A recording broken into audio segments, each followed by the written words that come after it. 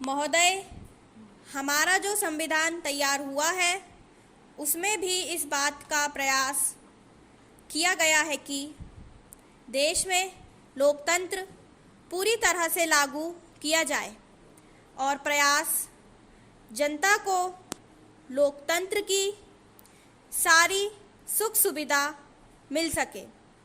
सबसे पहले मैं आपको इस बात के लिए धन्यवाद देना चाहता हूँ कि आपने मुझे इस सम्मेलन में कुछ कहने का अवसर दिया है। आपके सामने जो विषय आएंगे वे इतने महत्व के हैं कि प्रत्येक हिंदुस्तानी, चाहे वह किसी भी काम में लगा हो, उन पर कुछ ना कुछ ध्यान अवश्य देता होगा। Para change. यह एक मानी हुई बात है कि बच्चा जैसा तैयार किया जाता है वह बड़ा होने पर वैसा ही निकलता है।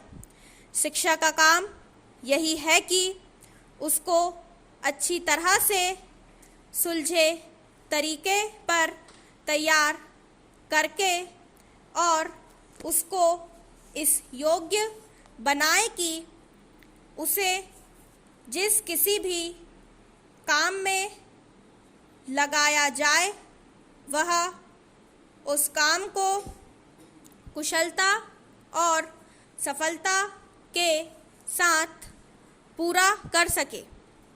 हमारे देश में जो शिक्षा पद्धति अभी तक जारी है वह नई नहीं है, बल्कि यदि मैं यह कहूँ कि वह 125 वर्ष पुरानी है तो गलत नहीं होगा।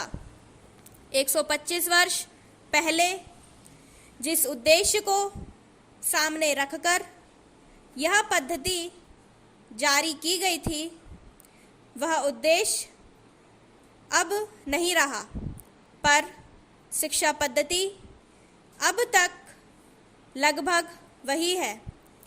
मैं मानता हूँ कि इस बात का प्रयत्न किया जा रहा है कि उसमें परिवर्तन किया जाए, जिससे हमें अपनी आवश्यकताओं की पूर्ति में सहायता मिल सके।